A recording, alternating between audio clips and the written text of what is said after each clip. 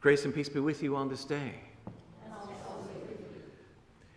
A few years ago, my youngest daughter was in town, and I wanted to spend some quality time with her. So I took her kayaking in Clam Bayou Nature Park, to be exact. And for those of you who haven't been there, it's over by Gulfport.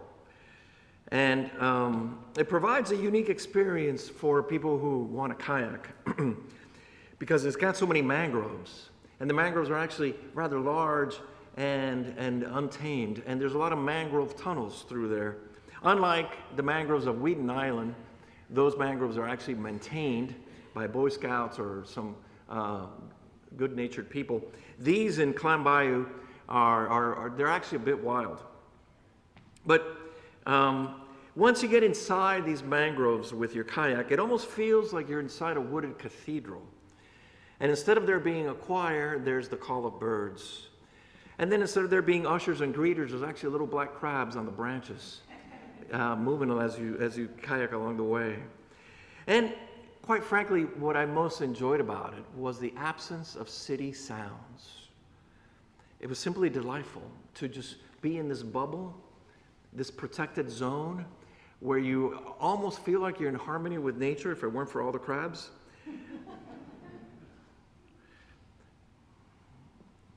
Have you been caught by a changing tide? Sometimes amateur boaters are not paying attention and they find themselves grounded ashore on a sandbar. A sandbar that wasn't there just an hour earlier, but because the tide has receded, all of a sudden it is visible.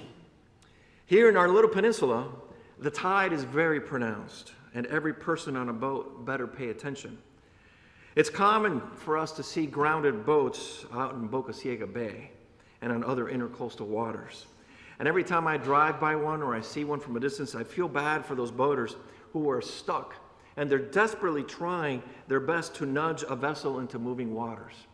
And every once in a while, I see somebody who's even a bit more foolish, trying with his own legs to push this vessel of several thousands of pounds off the sandbar and into the deeper water.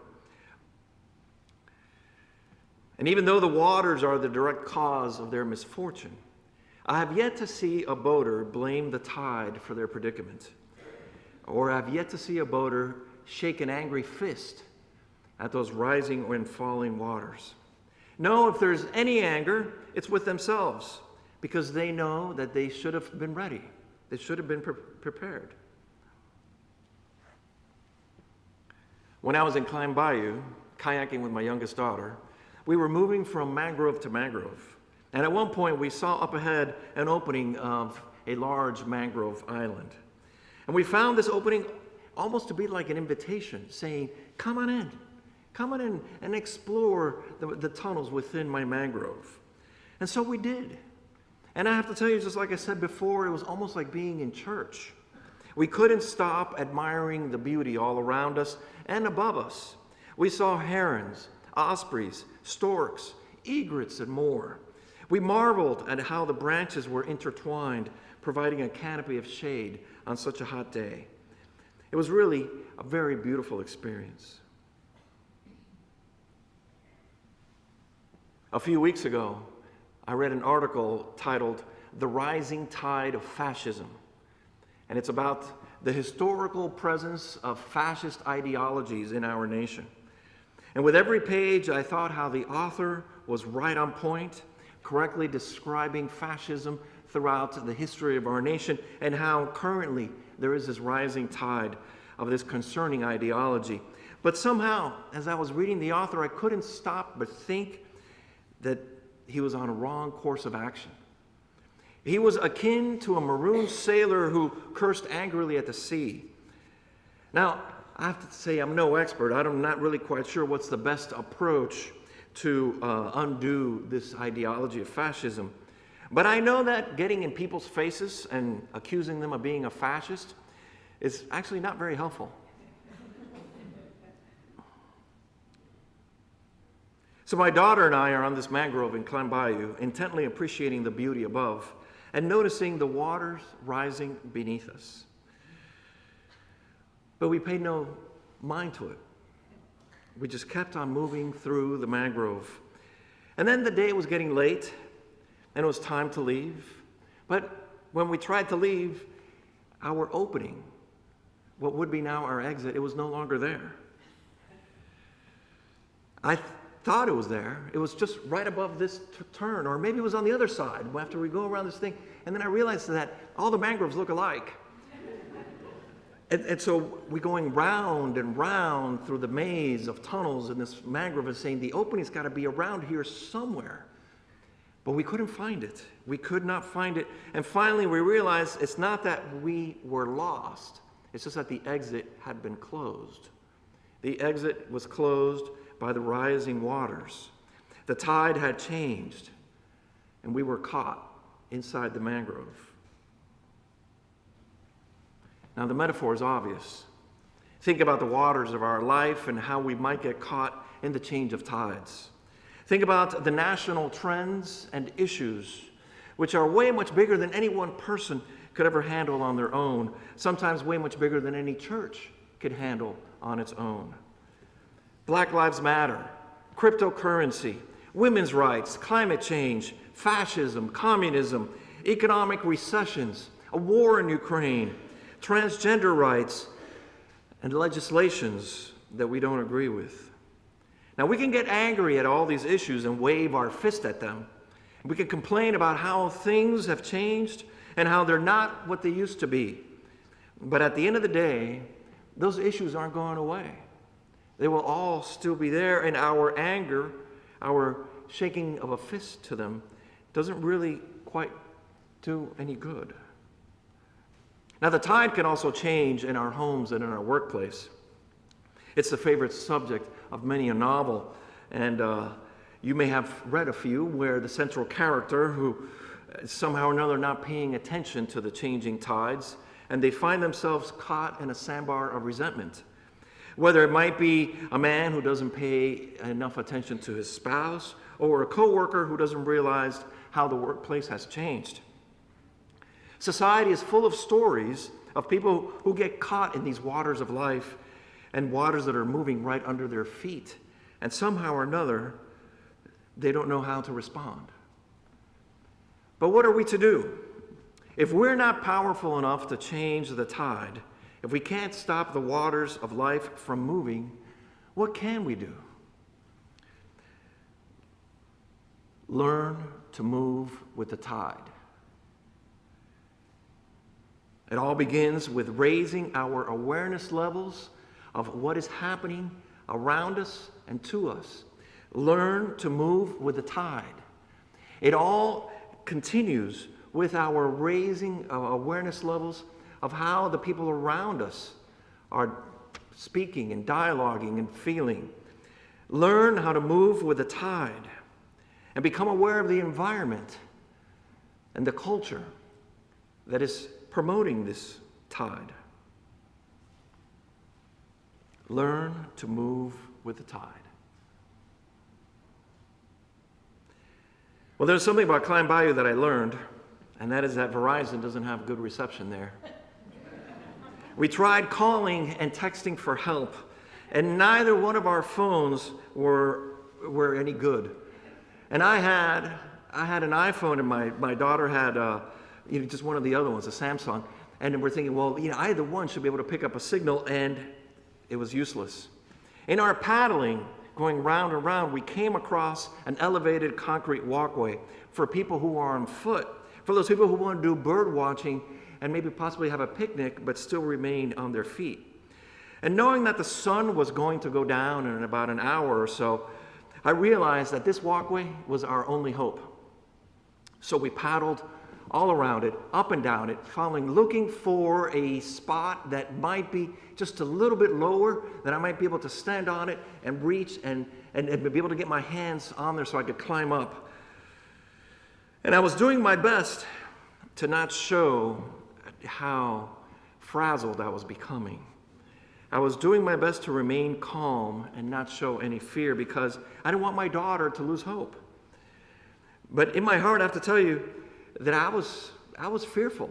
I was a bit scared. I was worried that we would have to wait out the tide. And that's like another 7 to 8 hours. And then, like an answered prayer, a local kid on a bike came by. Now, we got his attention and asked for his help, and I even offered him a $20 bill. But I was looking at this kid, and he must have been 14 and weighing possibly 105 pounds. And I didn't say, how's this scrawny teenager going to be able to help me? I easily weigh, well over 200 pounds. I don't know how he's going to be able to help us out. But he agreed to help us. And somehow or another, between me propping my daughter up on my shoulders and him pulling and so forth, we were able to get out. Every time I remember that kayak excursion with my daughter, I get the same feeling of anxiety boiling up in me. It was a hairy moment. I was worried, but if I felt any frustration, anger, or disappointment, it was not directed at the rising tide. It was really only directed at myself, because I should have been paying attention.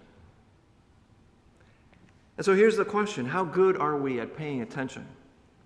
How good are we at noticing the tides in our life? Many of us move along completely unaware of how things are changing, not just in the nation, but in our own homes, within our own families, workplace, and here at the church. You don't know how many families I have sat with that tell me that they have just found and learned that one of their family members has an addiction, and that the signs were there all along. But somehow or another, they weren't paying attention.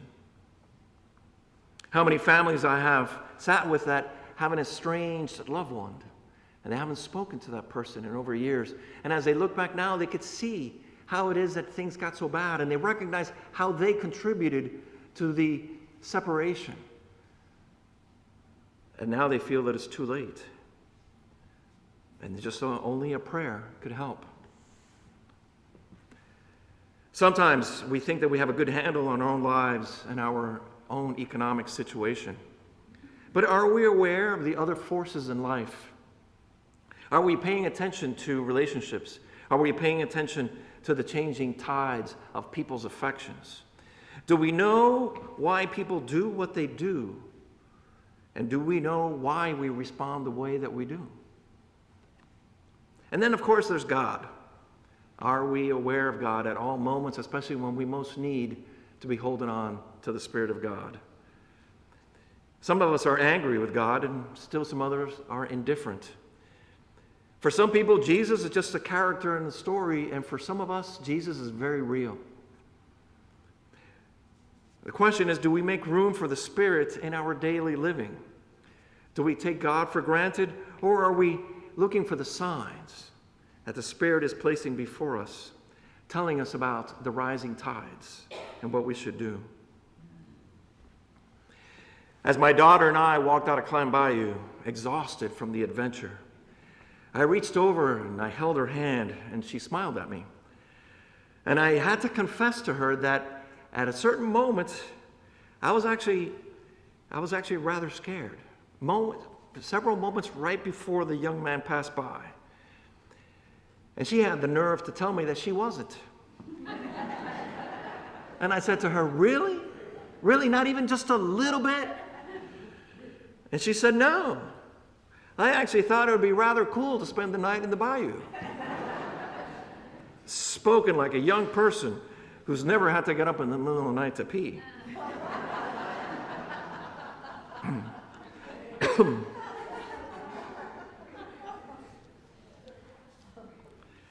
But it was also spoken by a person who knows how to move with the tide.